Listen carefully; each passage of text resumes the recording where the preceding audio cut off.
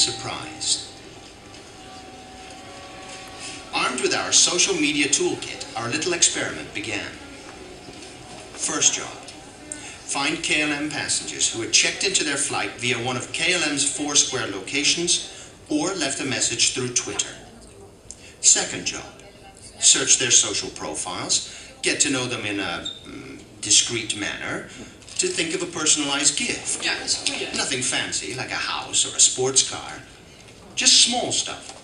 Carry-on size stuff.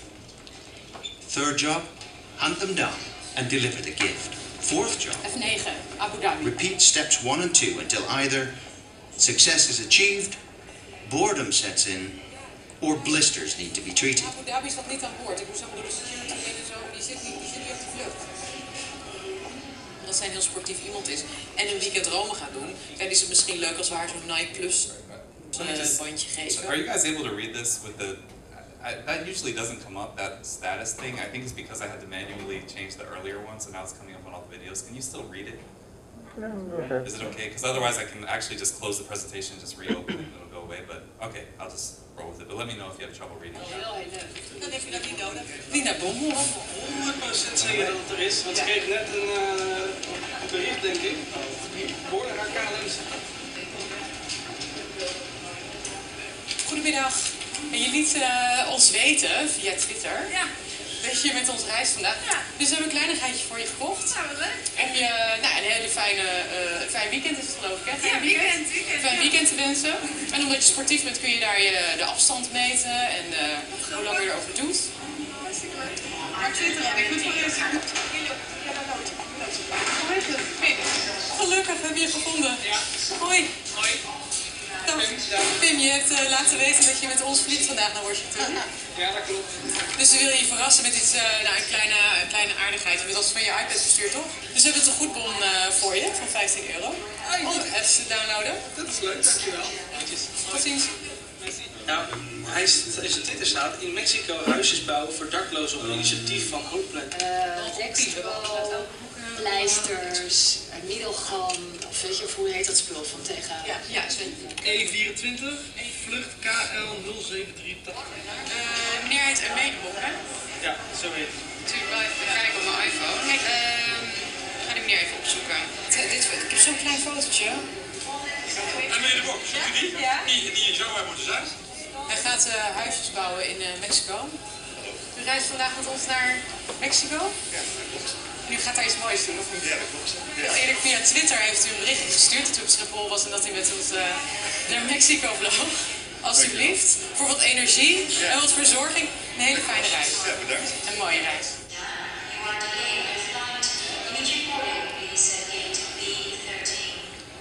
Hallo. U bent meneer Bruinman. Ja. Dag meneer Luisberg.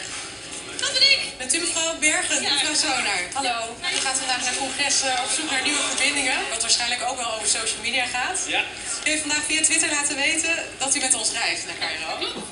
En dat vonden we in dat verband zo leuk dat we u een kleine verrassing willen aanbieden. Dus bij deze hopen dat u een hele fijne reis heeft. Het is een bioscoopbol voor de social network. Die wil ik graag zien. We wensen u een hele fijne reis, een inspirerend congres. We kregen een berichtje van uw buurman en we dachten wat leuk, want hij zei, nou mijn buurvrouw is echt een voorbeeld, want ze is al een beetje op leeftijd en ze reist nog zoveel. We hebben een klein cadeautje voor u en we hebben ervoor gezorgd dat u een stoel met extra beenruimte, economy comfort heet dat, voor u op de heen- en op de terugweg hebben geboekt. Dus dan zit u wat ruimer. Ik vind dit gewoon fijn. Ja? Ja.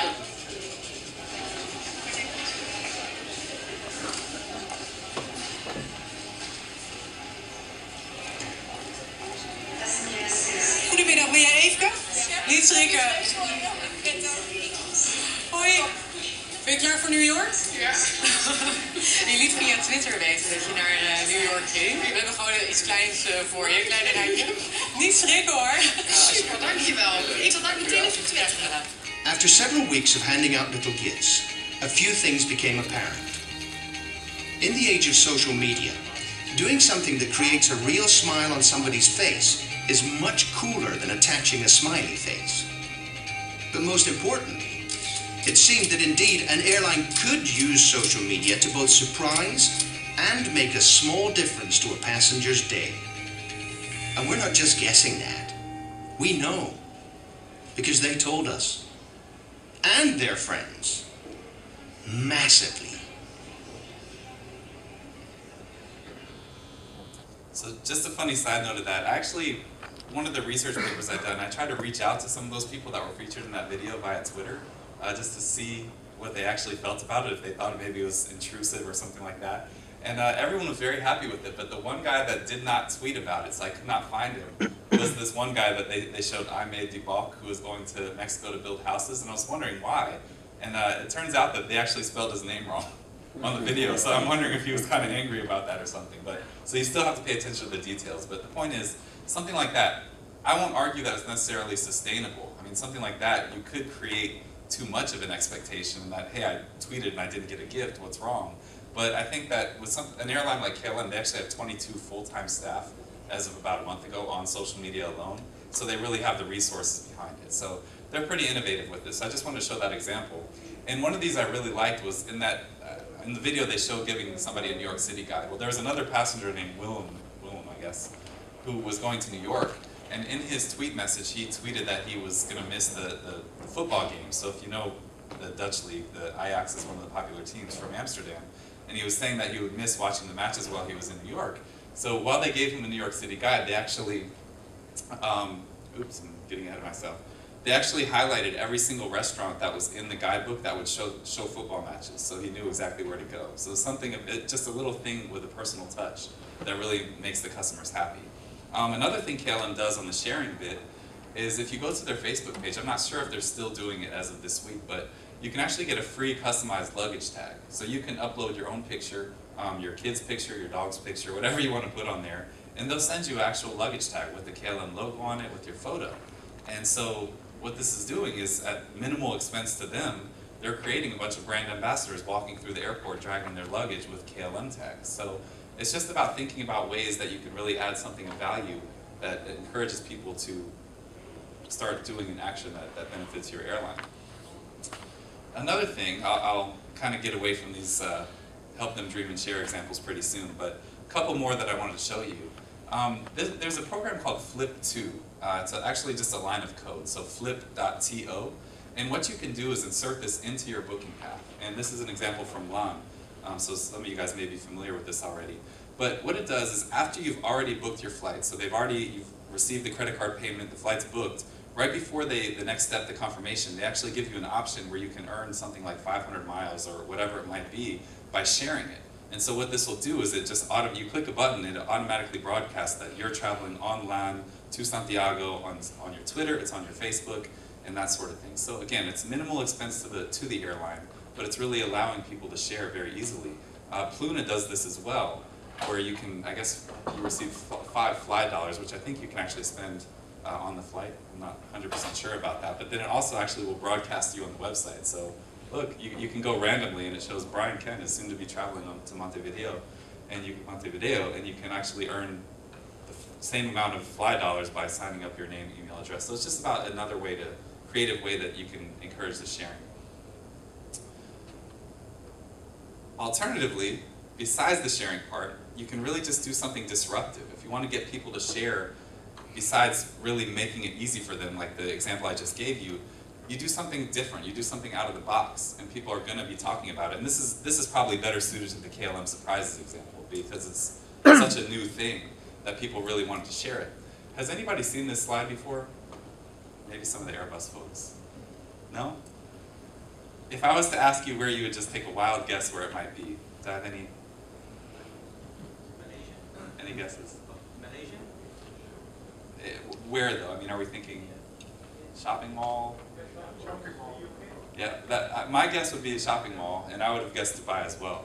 This is actually in Changi Airport in Singapore, the newest terminal they have there. They built 2 slides that are actually for adults.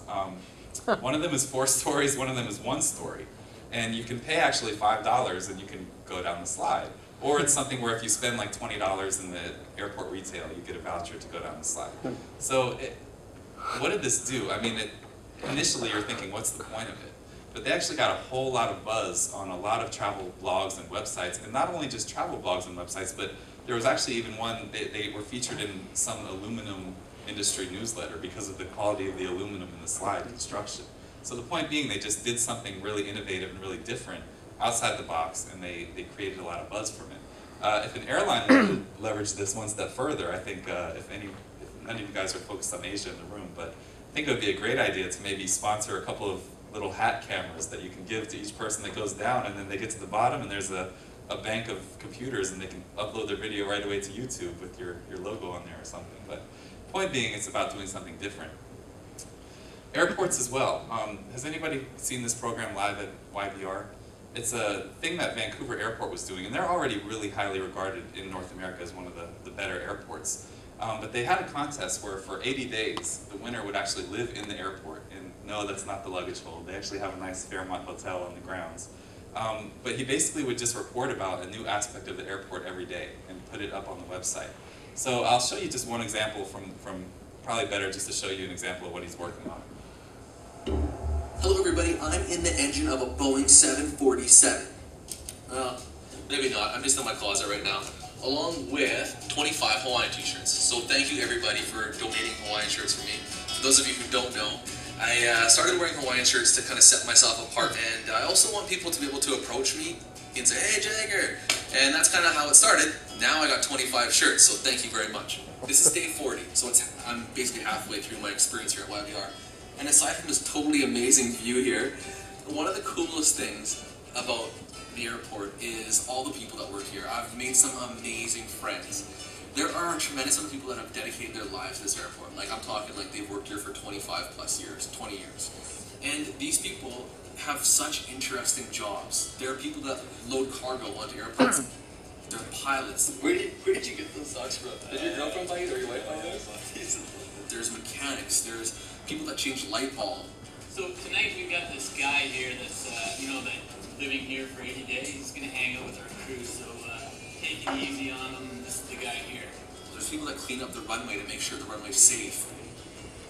There's so many different aspects to this airport. It is truly its own world out here. And it takes all sorts of people to make it run. So one of my favorite experiences has been getting to know the workers as well as the travelers.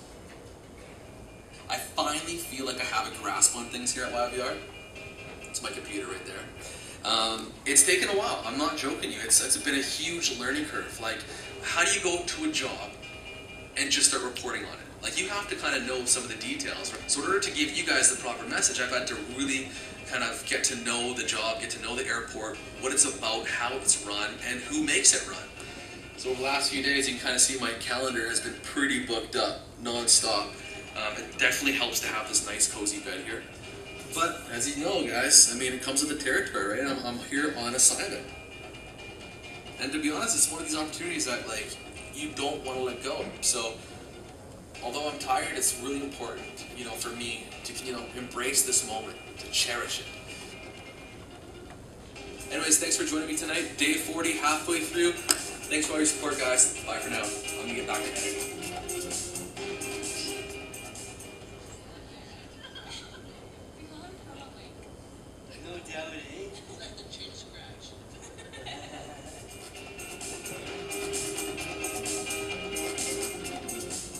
So it's not about this guy Jager, whatever his name is. The idea is that every airline, every airport, people are interested in this industry. There's lots of stories that you can share and get people to tell for you. And just thinking about innovative ways to encourage them to do that. And this generated a huge following online.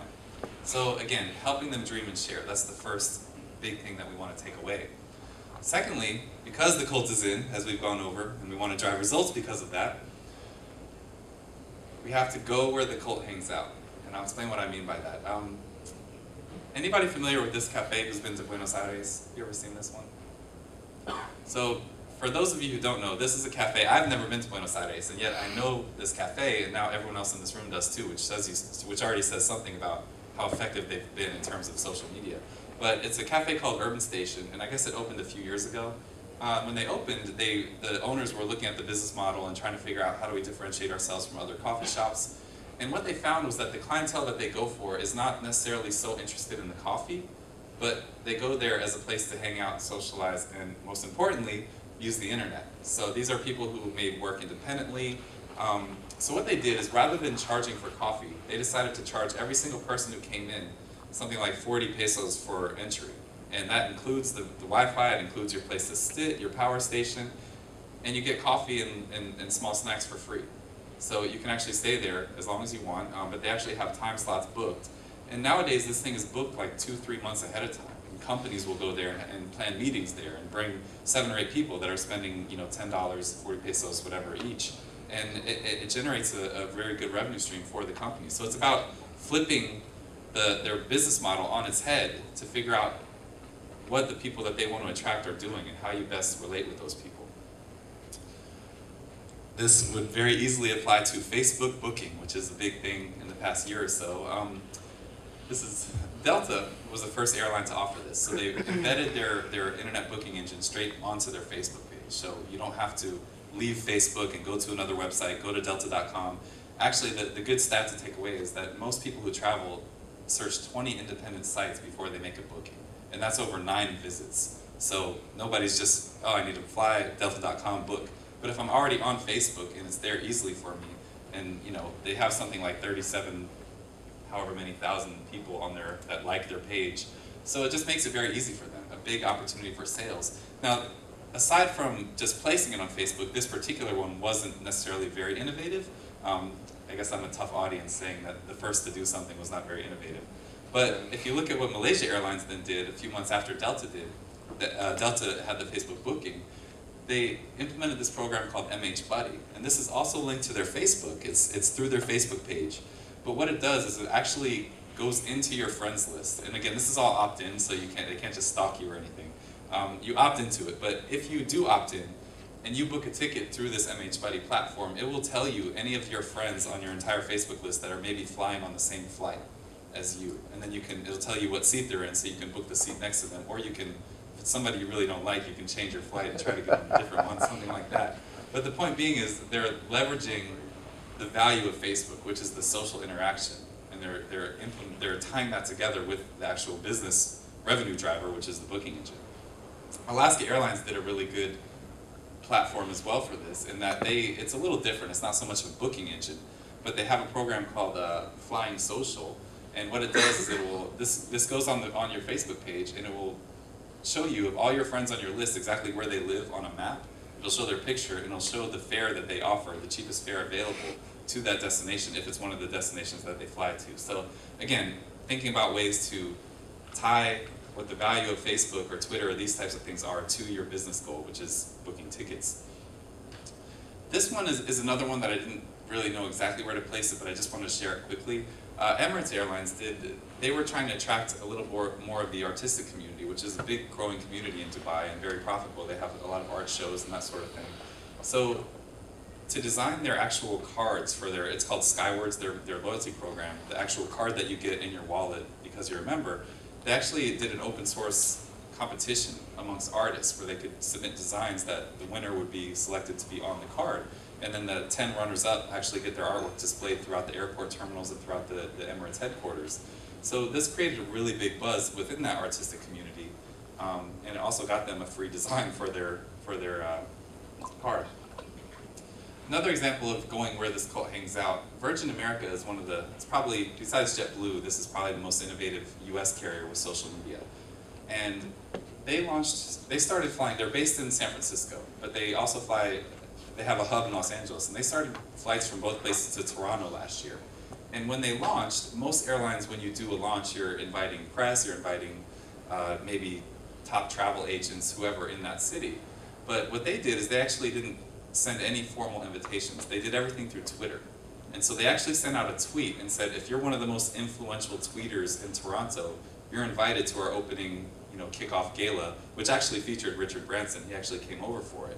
So the idea is, how do you measure this? Well, there actually is a program called Clout, which you can go to the website, it's K-L-O-U-T, but it actually does measure someone's influence on Twitter. So it takes into account, of course the formula is probably very